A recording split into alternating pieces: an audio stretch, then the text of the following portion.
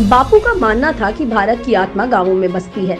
आजादी की लड़ाई में भारत के गांव कांग्रेस पर भरोसा कर रहे थे और कांग्रेस भी उन तक पहुंच रही थी। इसी क्रम में 1936 में महाराष्ट्र के फैजपुर गांव में कांग्रेस का पहला ग्रामीण अधिवेशन आयोजित किया गया। महात्मा गांधी जी राष्ट्रपति जवाहरलाल के पास बैठे हुए लेक्चर दे रहे हैं। मंडप में हजारों आदमी उनके उपदेश का लाभ उठा रहे हैं। इस अधिवेशन के अध्यक्ष थे पंडित जवाहरलाल नेहरू और सबसे महत्वपूर्ण प्रस्ताव पारित हुआ था संविधान सभा की मांग।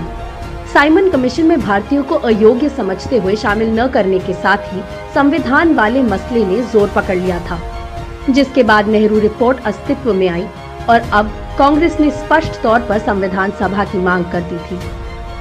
इसके बाद 1938 का कांग्रेस अधिवेशन भी गुजरात के हरिपुरा गांव में आयोजित किया गया और इसके अध्यक्ष थे नेताजी सुभाष चंद्र बोस।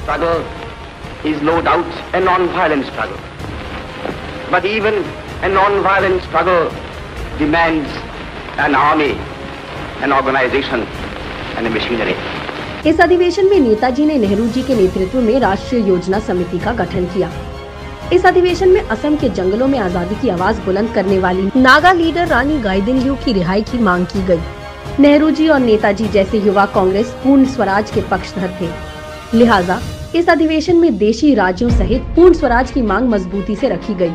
इसी अधिवेशन में अंग्रेज हुकूमत के नए संविधान को ये कहकर ठुकरा दिया गया कि संविधान स्वतंत्रता पर आधारित होगा और बिना किसी विदेशी हस्तक्षेप के भारतीयों की संविधान सभा द्वारा बनाया जाएगा। कांग्रेस अधिवेशनों का यही आत्मविश्वास ब्रिटिश हुकूमत की नींव को हिला रहा था।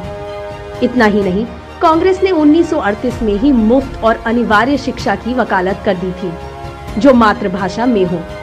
कांग्रेस आजादी के बाद आधुनिक भारत के निर्माण में जुटी हुई थी।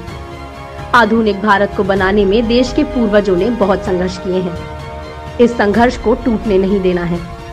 हमें देश के पूर्वजों वाले उस भारत को जिंदा रखना है। जय हिंद।